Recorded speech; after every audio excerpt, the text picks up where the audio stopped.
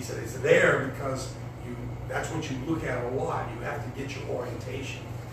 So this was my older brother, and so he sensed that his younger brother was an eager student and he could lecture me on a subject I didn't know anything about. He continued, he said, since the performance of the airplane depends on its attitude, it is necessary to change the attitude in order to change the performance. So then he demonstrated that by bringing the airplane to a nose-high attitude, and what happened is that the plane begins to climb and speed decreases. He changed the attitude, that changed the performance. So my brother concluded the lesson by saying, because the attitude of an airplane determines its performance, he says, instructors now teach attitude flying. In fact, he said, we have a whole manual on attitude flying. It's a big book.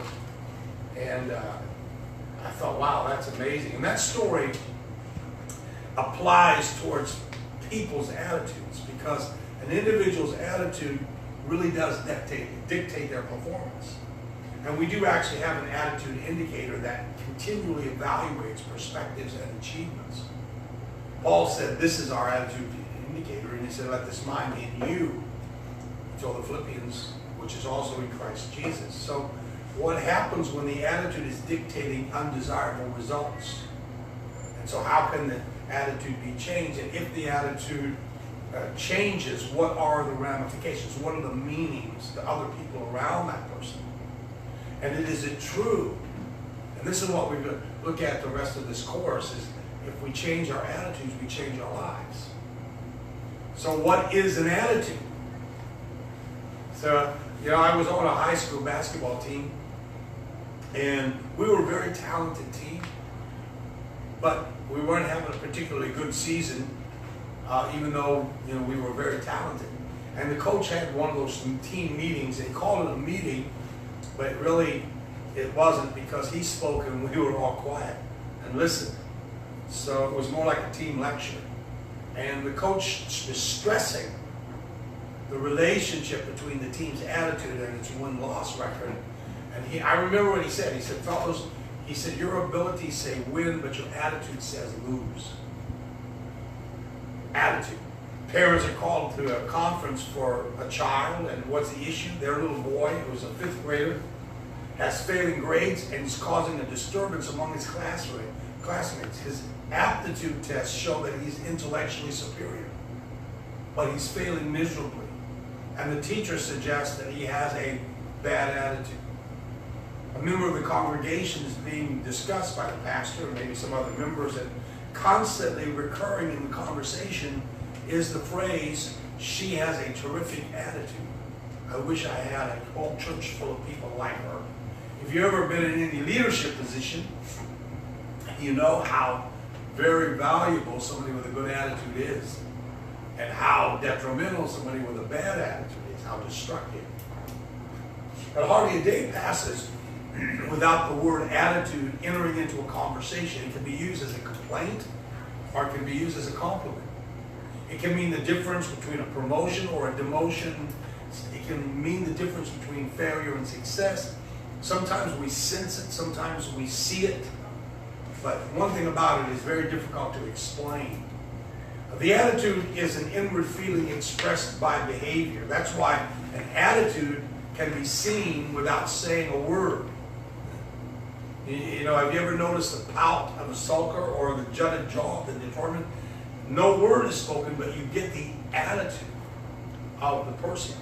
So of all the things that we wear, and it really does matter what we wear, it really does, our expression is the most important. Sometimes our attitudes can be masked outwardly, and others who see us are fooled, but usually the cover-ups don't last long, so there's a struggle as the attitude wiggles its way out. And the thing is, if there is that attitude in, it will eventually wiggle its way out. My father was a minister, a Baptist minister, and he didn't really, I don't remember a lot of things that he preached, unfortunately. He preached a lot, but I can't remember them. But I do remember a story that my dad used to tell a lot. And he's talking about this 4-year-old boy who had one of those troubled days, and so after reprimanding him, the mother finally said, "Son," said, "you go over to that chair and sit on it right now." So the little boy went to the chair and he sat down, but later on he said, "Mommy," said, "I'm sitting down on the outside, but I'm standing up on the inside." And you know, have you ever had that? I've had that attitude coming toward me, and I've had that attitude myself. So what is an attitude? Someone said that it's the advanced man of our true selves. It's the root. The root of it is inward, but the fruits are outward. It's our best friend or it's our worst enemy. It is more honest and more consistent than our words. It's an outward look based on past experience. It's a thing that draws people to us or repels them from us. It is never content unless it's expressed. It's the librarian of our past. It's the speaker of our present. It is the prophet of our future. All of it is attitude. So why is the attitude important to us? You know, in a seminar, I like to attend seminars, and I was attending this one. It was an excellent seminar. And it wasn't all about attitude, but there was one section of the seminar that had to do with attitude. And so the leader, to reveal the importance of the word attitude, he read a paragraph. And he said this, he said, "We live in a world of words, and attached to these words are meanings that bring varied responses to us. Words such as happiness, acceptance, peace, and success describe what each of us desires. But he said there's one word that will heighten the possibility of our desires being fulfilled or prevent them from becoming a reality within us." And then he asked the question. He said, "What will determine our happiness, acceptance, peace, and success?" So all of us were sitting there, and so we began to make guesses. And when somebody said job, he said, "No, that's good, but that's not right." Education, he said, "No, that's good, but that's not right." Money, "No, that's good, but that's not right." Time, "No, that's good, but that's not right." And finally, somebody very tentatively said attitude, which was right. But the amazing thing was that this important area of our life wasn't even a second thought. It was more like a sixth thought. It was way down the line. So our attitude is the primary force that will determine whether we succeed or fail. For some, attitude presents a difficulty in every opportunity, and for others, it presents an opportunity in every difficulty. Some people climb with a positive attitude, others fall with a negative attitude. So the very fact that attitude will make some while breaking others is enough for us to, it's significant enough for us to explore the importance of it. It's probably the most important thing. I wish all of our class were here, because attitude is the most important thing in life. So it's important to have the right attitude. Someone wrote it, you know, how great it is to be like a ridiculous optimist. I don't know if you ever read about the ridiculous optimist. Somebody wrote about him and said, there once was a man who smiled because the day was bright, because he slept at night, because God gave him sight to gaze upon his child, because his little one could leap and laugh and run, because the distant sun smiled on the earth, he smiled. He smiled because the sky was high above his head, because the rose was red, because the past was dead. He never wondered why the Lord had blundered so that all things have to go the wrong way here below the ever overarching sky. He toiled and still was glad because the air was free, because he loved, and she that claimed love and he shared all the joys they had, because the grasses grew, because the sweet winds blew, because that he could hew and hammer. He was glad. Every situation presents a choice. You don't have a choice as far as going through the situation. You have a choice as to how you go through the situation. Situations are going to come whether you want them or not. They come. I think about this organization that offered $5,000 for wolves captured alive. And so it turned Sam and Jed into fortune hunters. So day and night they scoured all the mountains. They were looking for wolves, these valuable prey, because $5,000 for every wolf captured alive. That was the kicker, captured alive. But exhausted one night, they fell asleep and they were dreaming about their potential fortune. And suddenly Sam woke up and he looked out he looked around and there were 50 wolves with flaming eyes and bare teeth all around him. So he nudged his friend and he said, Jed, wake up, we're rich. Now that's having a positive outlook, no matter what. You can look at it that one. You can say one way, Jed, we're dead. Or you can say, Jed, we're rich. But that's having a positive outlook no matter what. I think, you know, I played baseball since I was a little kid. And a little boy was playing baseball in the backyard. And I used to do that all the time. I would throw the ball up and swing, and I could play my own game, you might say. So he was doing that. His mother wanted to know what he was saying to himself, so she edged closer to the window where she could hear him, and he couldn't see her, and he didn't know she was there. So he was throwing the ball up in the air and said, I'm the greatest hitter in the world. And he swung and missed, strike one, and he picked up the ball and he threw it up in the air. I'm the greatest hitter in the world. And he strike two, he missed it. And so he picked it up again and he threw it up in the air. So I'm the greatest hitter in the world. And he swung and missed it. Again, strike three. And his mother wondered, well, what is he going to say now? And he said, wow, strike three. I am the greatest pitcher in the world, and I just struck out the greatest hitter in the world. Well, that's having a great attitude no matter what. Our attitude determines our approach to life. There's a very little difference in people, but that little difference makes a big difference. The little difference is attitude. The big difference is whether it is positive or negative. Come in, come in. No, I'm in it. It's okay.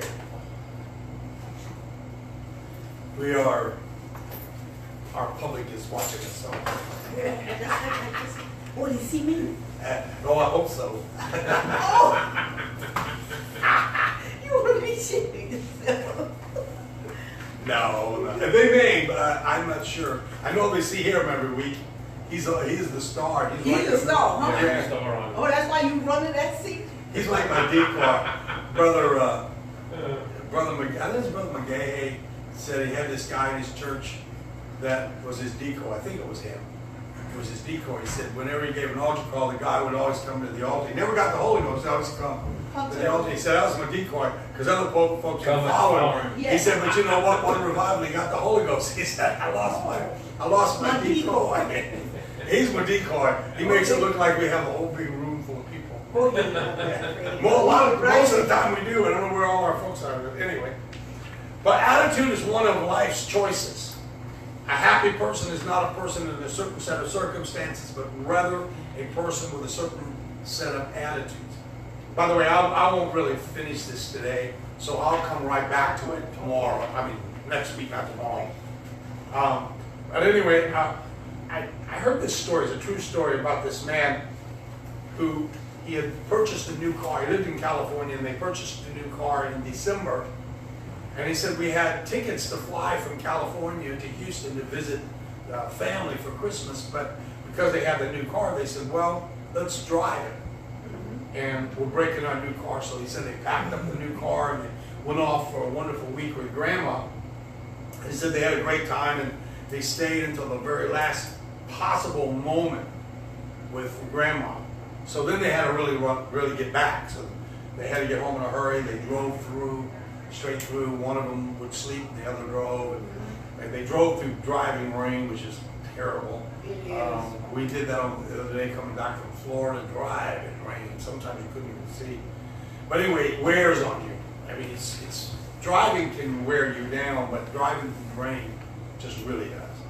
So when they got home, they were really tired, and they were ready for a hot shower and a soft bed.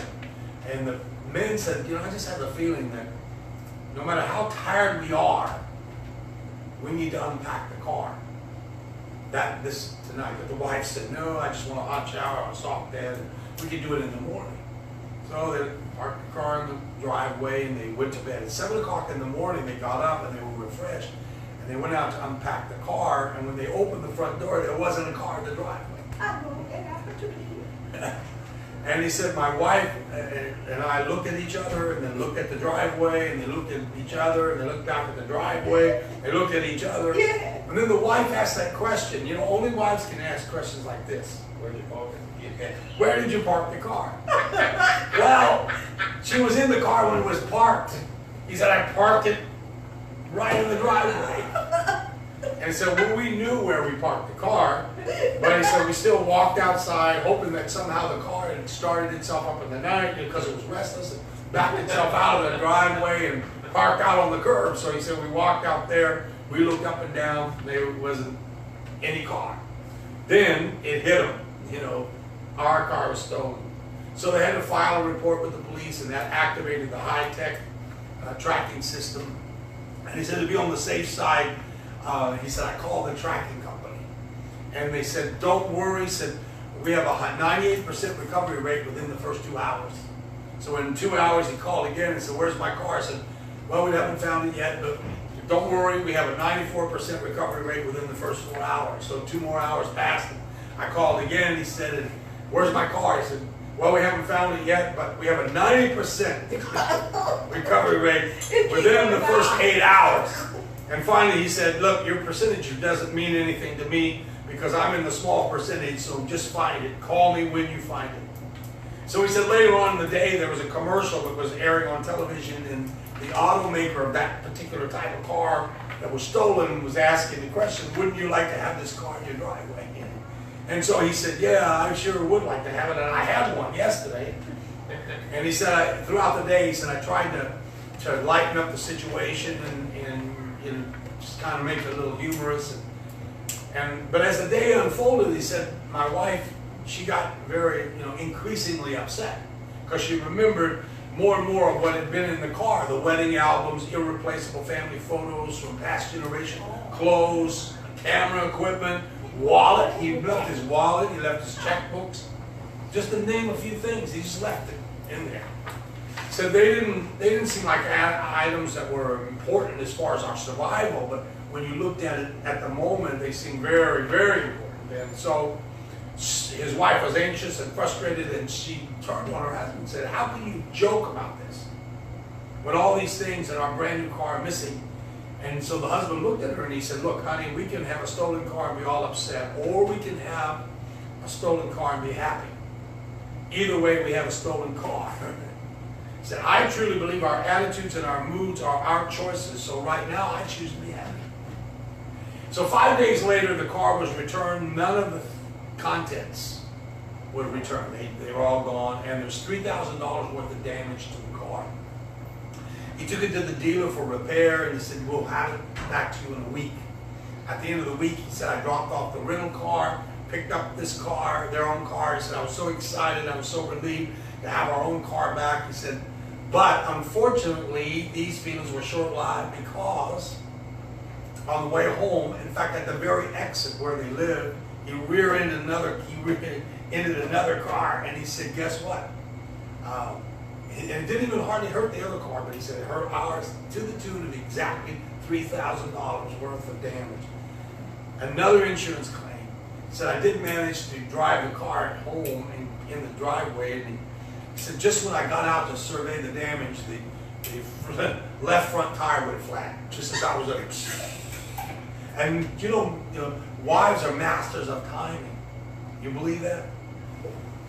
They show up. They hear what they shouldn't hear, and they show up when they shouldn't show up. Ooh, And she showed up at that moment when he didn't want her to show up. Just as the last little bit of air was escaping from that tire, she shows up. She surveys the situation. She can see he's kicking. She can see I was kicking myself. I was kicking myself for hitting this other car, and she looked at all that. She knew what was going on, and she got the picture. And so she walked over, she put her arm around her husband, and she said, honey, we can have a wrecked car and be all upset, or we can have a wrecked car and be happy. Either way, we have a wrecked car. So let's choose to be happy. And so they all laughed, and they had a wonderful evening together when it could have been a disastrous evening. What made the difference? It shows he had Attitude, right. It's like when somebody sits down at a piano, some people get discord out of a piano, some people get harmony out of a piano. But nobody in their right mind claims the piano is at fault. You shouldn't blame the piano. Life is like that. The discord is there, but the harmony is there. If you study to play it correctly, it will give beauty. But if you play it falsely, it will give ugliness. But you should never, ever, ever, ever, ever say life is at fault. It's not life. It's how you approach life. So Viktor Frankl, he was in the camps in the war, and he said, "We who lived in concentration camps can remember the men who walked through the huts, comforting others, giving away their last piece of bread." He said they may have been very few in number, but they just offered proof that everything can be taken from a person but one thing, and that's the last of human freedoms, to choose one's attitude in any given set of circumstances, to choose one's own way.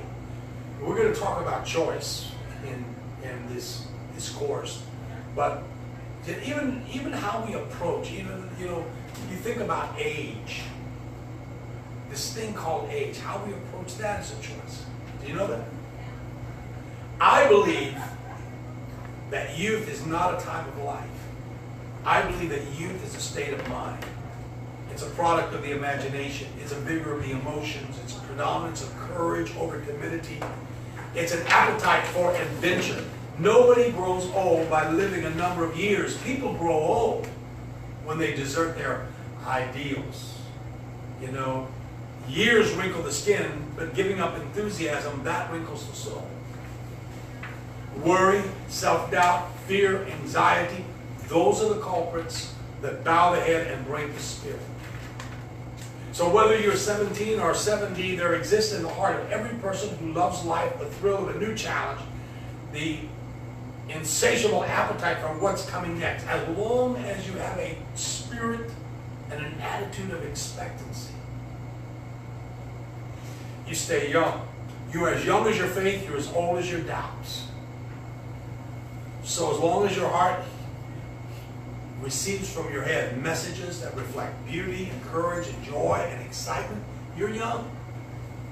But when your thinking becomes clouded with pessimism and prevents you from even taking a risk, then you're old. It's like the two buckets. They have one was an optimistic bucket and the other was a pessimistic bucket.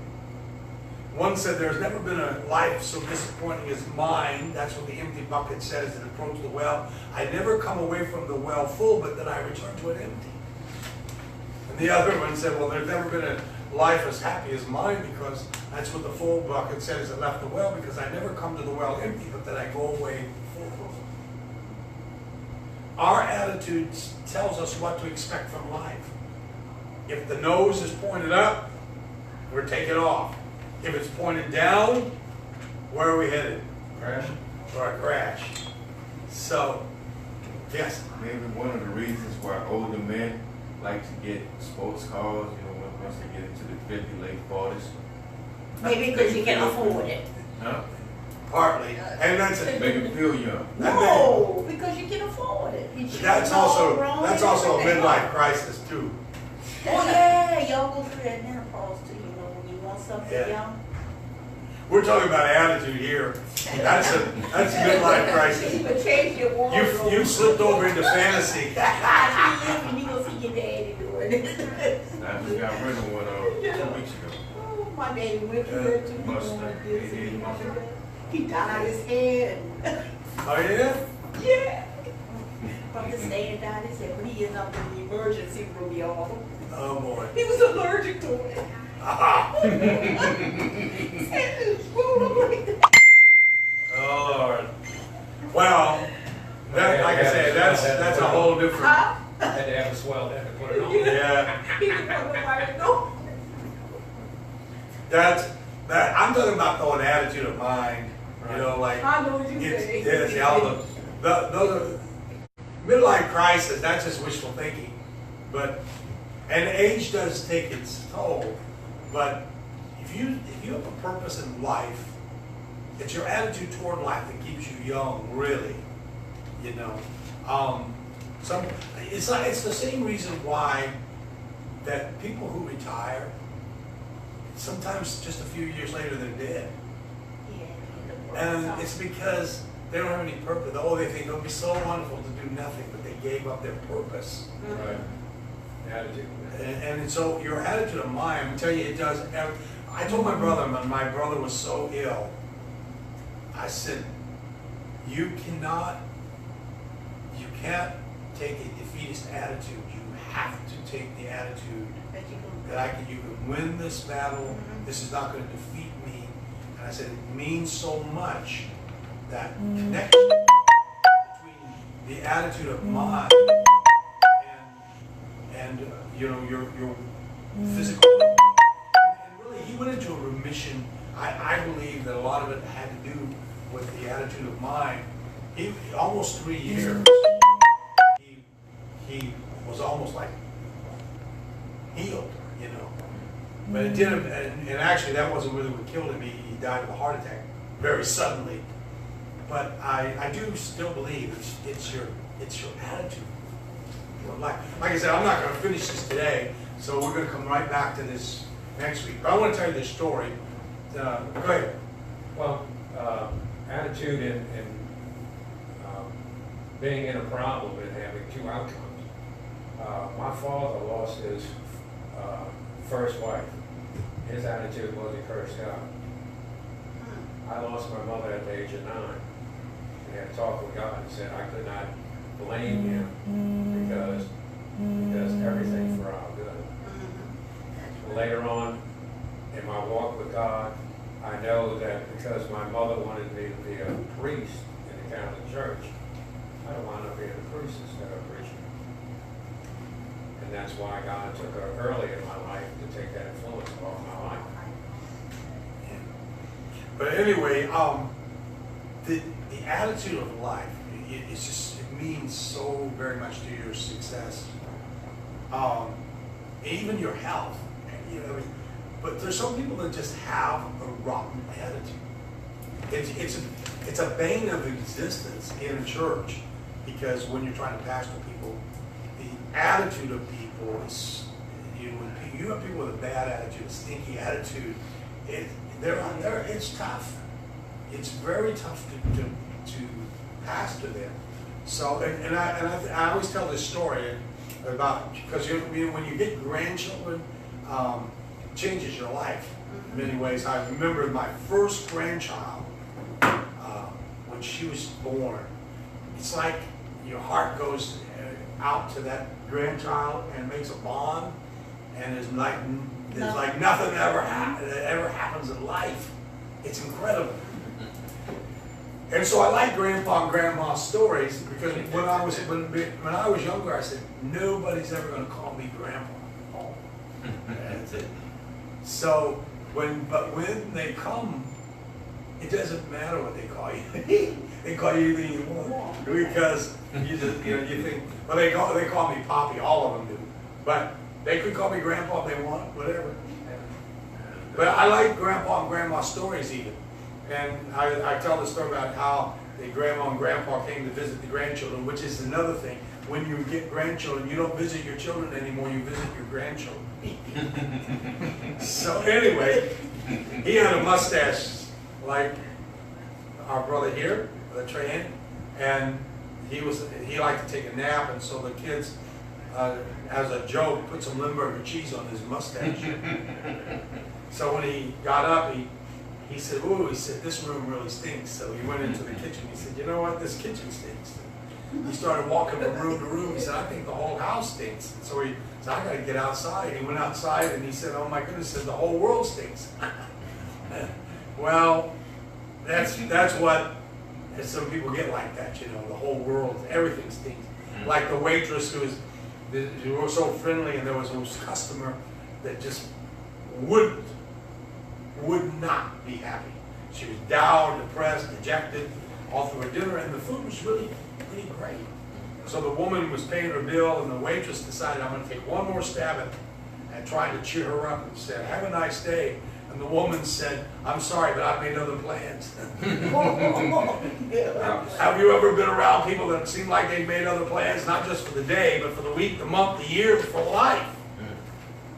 There's some people approach life with an attitude that makes it hard going. They were born in the objective case, and they're kickative mode, and they're just again it. They're again everything.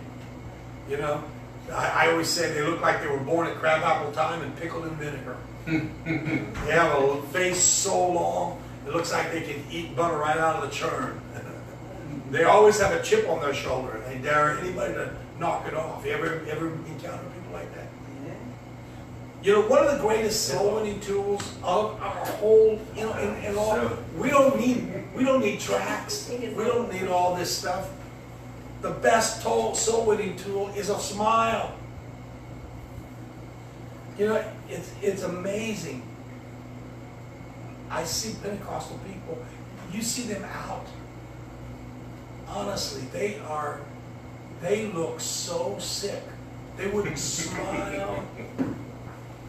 And it's like, you know, I'm sure the person, if they witness to somebody, they say, wouldn't you like to have what I have? I said, no, I don't think so. I'm already sin sick. If I get what you have, I'll die. So, you know, I think if you, a good smile would really help win souls. Some people say, well, Brother Weiser, God made me that way. I said, no, I don't think that's true at all. We put everything on, Yeah. You know, because I think people are victims of their own doing. God did this to me, God did that to me. Yeah. That's all you hear with people. Yeah. You know, when they win the lottery, they say, oh, that was it. They don't say, God bless them with that. No, they just... I just hit the right number. I was lucky. Yeah, they say, people say, the Lord made me this way, the Lord made me this way. When they do, you know, they got lousy attitudes, and they say, well, this is the way I am. Really? I don't think so. I think that they've never grown out of the brat stage of childhood. That's the problem. Well, he didn't tell you, God punishing me. Yeah. Well, the only time you see a smile on their face is Obama didn't know when to put one. Yeah. That's right. That's right. But the truth is, there's so many people that just have Limburger cheese in their attitudes. Right. And the whole world stinks. Yep. When they're at home, the home stinks. When they're at school stinks. When they're at work stinks. When they're at church stinks. You know? There's so many people who come to church, no matter what happens, they have criticism. Criticism of the service, criticism of somebody in the service, criticism of somebody in the congregation. That's it. Oh, yeah. You I don't I we have a rain in here. Oh, yeah. pastors, they We give a supper for a fundraiser. Before they buy the ticket, they'll say, oh, I didn't like that chicken was white. Let us give a free dinner. And that same person will come there and take 2 plates of that white chicken. Yeah. And have to buy it. That's right. You know, and in my heart, I don't like that with people.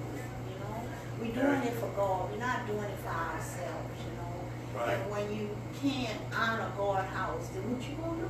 Why you coming? Yeah. You know, everything the pastor say, they always got a lip. You know, Yeah. Yeah. it's sad though. It's really sad how people disrespect that house and they let the children call on the books and pull. Y'all looked at them pews, how those children destroying the pews out there, and the parents is sitting there straightforward and allowing it to happen. Anyway, it's 10 till we're gonna go.